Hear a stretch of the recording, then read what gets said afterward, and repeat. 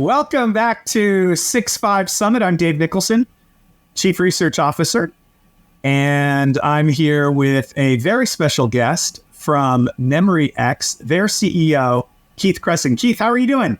Very good, Dave. How are you?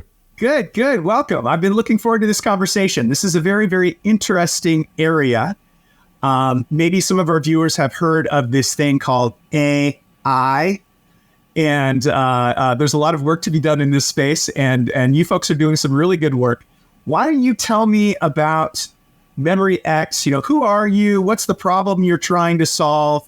In my Wharton classes that I teach, we like to ask the question of folks: what gives you the right to exist in the market? Fill us in. Especially in the world of AI, where there's so many different players, and it's very hard to stand out or be different. And we are probably one of many, but let me tell you why we're different. So we're a startup founded at the University of Michigan, and we develop AI accelerators or AI hardware and the accompanying software that goes with it. And one of the major problems we heard years ago when we started the company, we hear even today, is how difficult it is to take new models, get them up and running with good power, performance, accuracy, without a lot of heavy engineering work.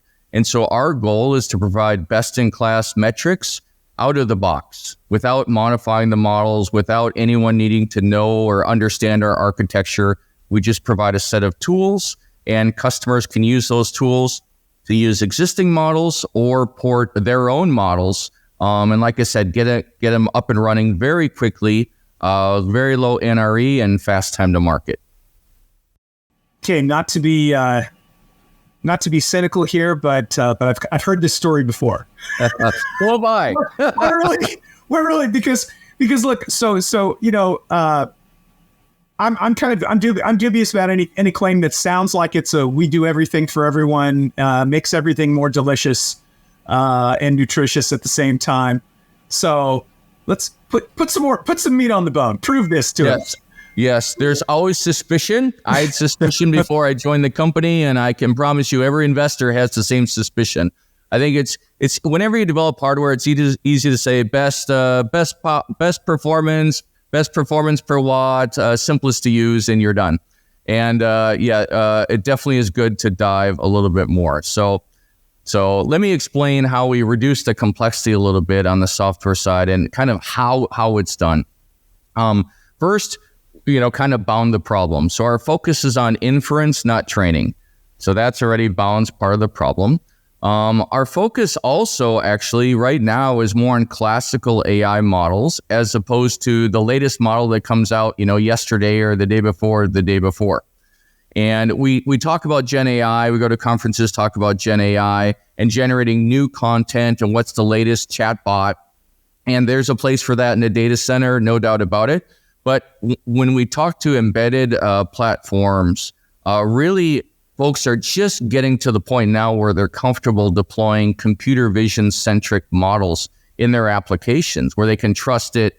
They have their own data. Their data has been fitted, right, for their sensors, and they have their models. And so applications like security or retail or industrial or manufacturing, these sorts of customers are just now at the verge of deploying computer vision. And that's basically what we're focused on. So it's inference.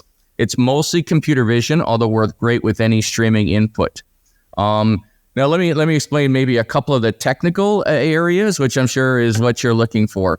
So first, we run the entire model on our hardware. So we don't go back and forth to the CPU, back and forth to a GPU, back and forth to a DSP. So that, again, simplifies things. So we connect to a host. The host just sends the data to be processed, and on our hardware is the entire model that does the processing. So there's no dependency, bus contention, memory burden, anything like that. Also, we did everything from the ground up. So we don't use a third-party software. We don't use third-party DSP. We didn't start with RISC-V, nothing against RISC-V, but we didn't start with any third-party IP. It was literally build and design the state machines from the ground up. So we did that with every processing block. We have our own dedicated ISA specifically for AI operations. We don't have caches. We don't have prefetchers. We have a data flow architecture with at-memory computing. And it really simplifies the hardware. We try to make the hardware as simple and performant as possible, and put the burden more on our own software tools, like at the compiler layer. And for example, our hardware doesn't even have a NOC, or a network on chip. It's a pure data flow architecture at memory computing. And you add all these things together, and it turns into a solution that we can prove that is very, very quick and easy to use. And like I said, at not the expense of accuracy and not at the expense of power performance metrics. So you alluded to a market segment that you're focused on, vision systems specifically. I want to get to that in a moment, but I'm curious about. It's interesting because when you describe what you do, it reminds me of an era when there was an argument, probably an argument that continues to this day. Do we have our general purpose CPU? This is the argument of the past. Do everything, or do we create maybe custom ASICs, FPGAs? This is in the past, to do specific things very, very efficiently. Fast forward 2024. Correct me if I'm wrong, but this problem's even worse today, because when you're talking about 1,000-watt or 2,000-watt GPUs, I imagine that those 1,000-watt or 2,000-watt GPUs can do some of the things that you do.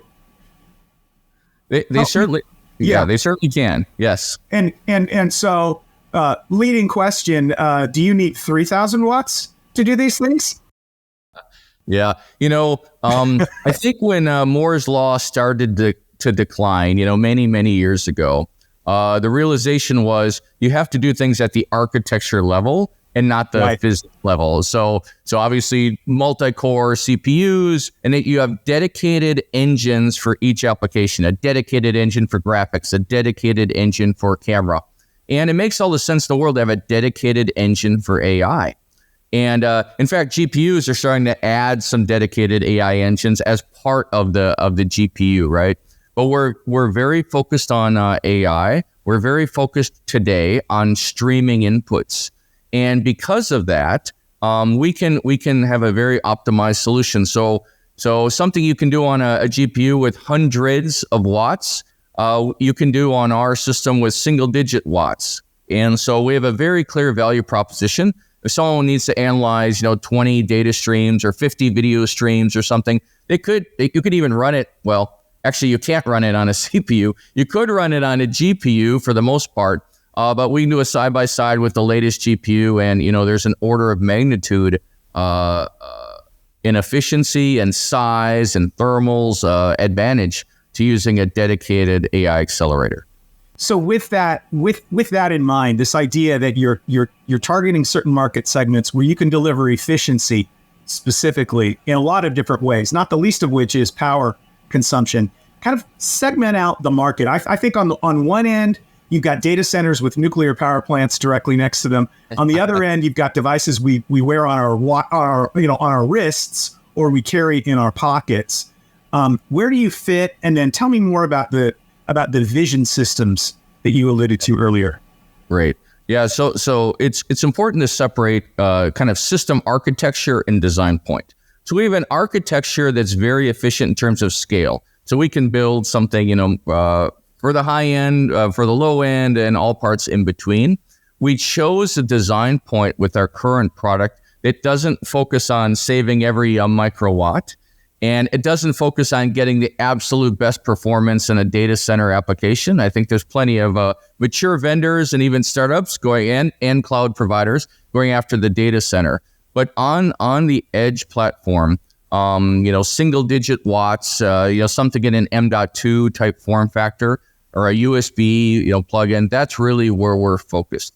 And there's a lot of existing and new applications emerging that want to take advantage of AI, things that people have never thought of before, and embedded systems that now they can do with the help of AI. So from a power standpoint, that's what we're focused on. From an application standpoint, what's really a sweet spot for us is there's hundreds of thousands, possibly millions of dumb cameras out there in the world. Cameras that don't have intelligence built in, and they're monitoring in retail or safety, in a factory, or lots of different, street corners, lots of different scenarios.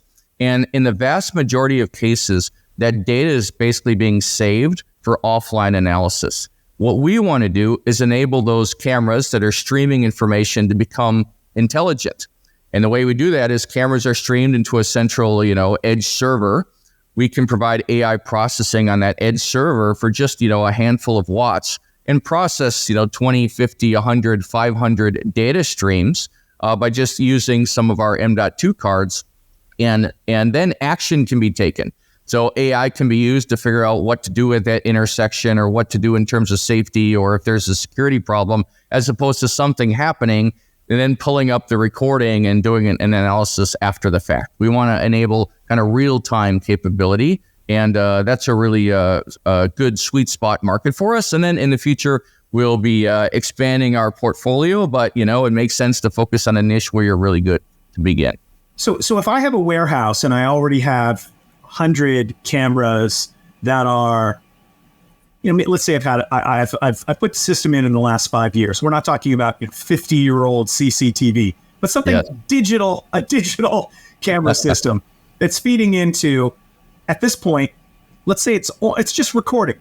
So it's just, you can take that data stream, and when we talk about the concepts like core and edge and the Internet of Things, there's always a question about how far out do you push intelligence to the edge.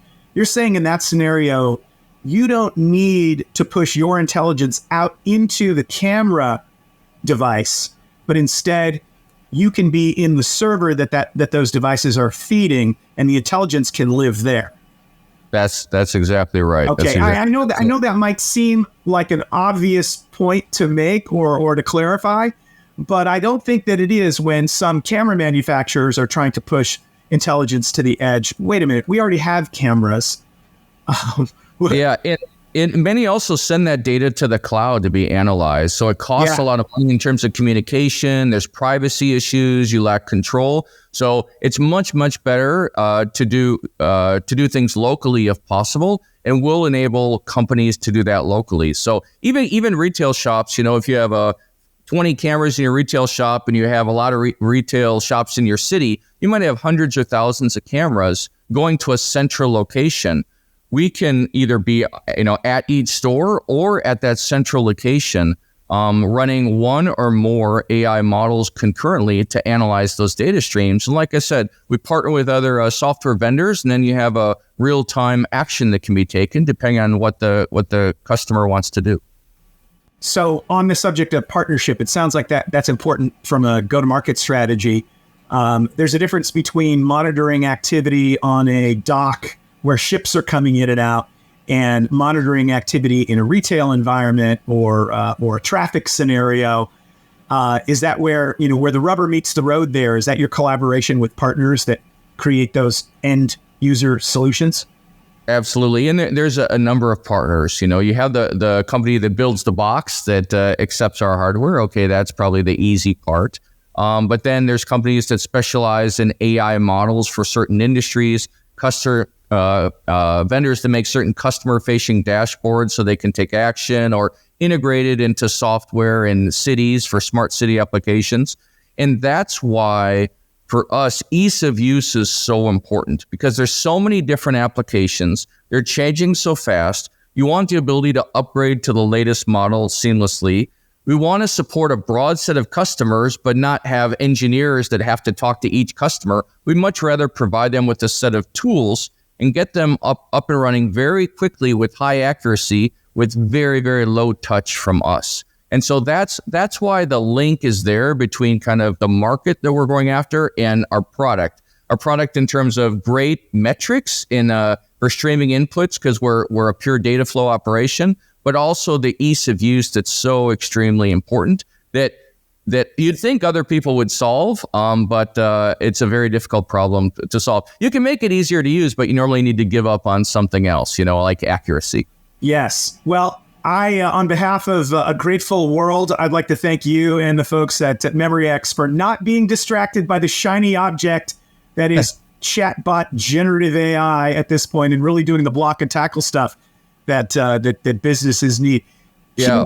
Gen AI Yeah, Gen AI is certainly exciting, and there's a lot of good applications for that. But it's one thing to focus on, the technology where the market is. Another thing to focus on the application of that technology. We're really focused on the application and the practical ramp of it. Keith Cresson, CEO of MemryX. Thanks for joining us here at the SixFive Summit. Thank Dave you. Nicholson for the rest of the crew. Stay tuned. More to come.